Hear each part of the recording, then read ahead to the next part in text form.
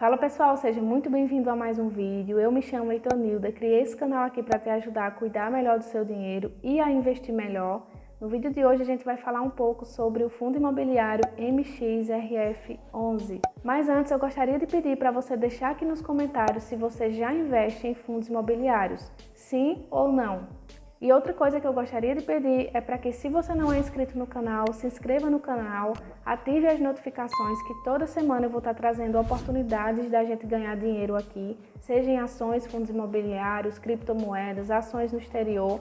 Então, o que eu for vendo de oportunidade, eu vou trazer aqui para a gente ganhar dinheiro junto. Então, se você não é inscrito no canal, se inscreve no canal e ative as notificações. Mas agora vamos lá para o vídeo. MXRF11 é um fundo imobiliário do tipo papel. Para quem não sabe, existem dois tipos de fundos imobiliários, os de papéis e os de tijolos. Os de papéis são aqueles fundos que investem em outros papéis, em outros fundos imobiliários. E os fundos imobiliários de tijolos são aqueles fundos que têm o imóvel fixo, por exemplo, compram shoppings, lajes corporativas, dentre outros imóveis. Ou seja, o fundo imobiliário de tijolo, você pode ir lá visitar o imóvel porque existe um imóvel. Já os fundos imobiliários de papéis, eles investem comprando cotas de outros fundos imobiliários ou, como no caso do MXRF11, investe em sua maior parte em CRIs, que são certificados de recebíveis imobiliários. Bom, fundos com o perfil do MXRF11 investe predominantemente em títulos de dívidas imobiliárias e outros valores imobiliários, no que a gente vai ver melhor no decorrer do vídeo. Então aqui tem alguns dados importantes sobre o MXRF11, a gente vê que ele foi criado em 2012, então tem quase 10 anos de mercado. Tem um patrimônio líquido avaliado em mais de 2 bilhões. O valor patrimonial da cota está em torno de 9,98, o que quer dizer que seria um valor justo da cota, 9,98. É administrado pelo BTG Pactual e conta com mais de 441 mil cotistas. Atualmente o MXRF11 está custando R$ 10,05. Tem uma boa liquidez diária. Como ele é um fundo barato, né? A cota aí está em média R$10, então ele é um fundo que muita gente compra, então tem uma liquidez diária boa. Dividend yield de 0,8% ao mês, o que daria em média 9,6% ao ano. É um bom dividend yield. E aqui a gente vê o preço sobre o valor patrimonial, que está 1,01, ou seja, ele está praticamente sendo negociado no valor justo dele mesmo. E aqui a gente vê a cotação do MXRF11 nos últimos 12 meses, então a gente pode notar uma baita queda aqui na cotação do fundo, que isso não tem nada a ver com os valores do fundo imobiliário, isso é mais questão de mercado mesmo, crises políticas, essas coisas que a gente está vivendo, que a gente sempre vive aqui no Brasil mesmo. Aqui podemos ver os dividendos, os proventos do MXRF11, então a gente percebe que desde 2016 o fundo todos os anos está pagando dividendos e proventos. Ele paga dividendos todos os meses, mas aqui eu agrupei em anos para a gente ter uma base de que se ele falhou em algum ano. Aqui nos resultados financeiros do MXRF11 é bem importante a gente analisar isso aqui porque a gente consegue ver de onde vem a receita desse fundo. Então esse fundo imobiliário ele ganha dinheiro com o quê? E aqui a gente já vê de cara que a maior receita do MXRF11 vem dos CRIs, ou seja, dos certificados de recebíveis imobiliários. Aqui no portfólio do MXRF11, a gente já nota que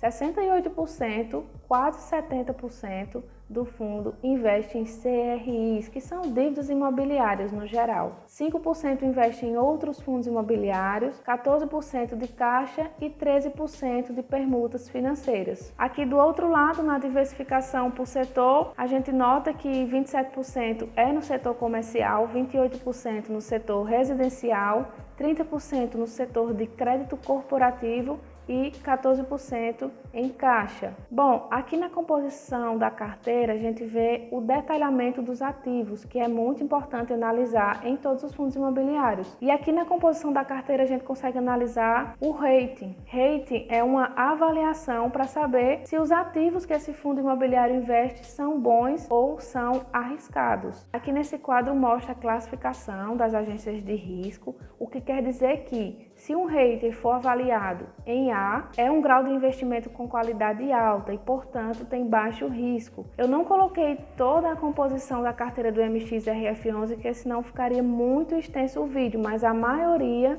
das suas classificações dos seus ativos conta com um rating AA+, AA-, no que a gente pode ver aqui que é uma classificação boa e que, portanto, tem baixo risco. Diferentemente do fundo imobiliário HCTR11, TORD11, que eles têm muitos CRIs com classificação BB e C, ou seja, são classificações de alto risco. Aqui a gente vê mais alguns ativos da composição da carteira do MXRF11 e a gente nota mais uma vez que os ratings estão sendo avaliados na casa da letra A, o que classifica o MXRF11 como um bom fundo imobiliário que tem bons ativos em carteira. Então, quanto a isso, o investidor do MXRF11 pode ficar tranquilo que ele tem um portfólio bem diversificado e um portfólio com bons ativos compondo a carteira dele. Falando em carteira, que a gente vê a composição da carteira, é importante analisar isso para a gente ver se o fundo ele está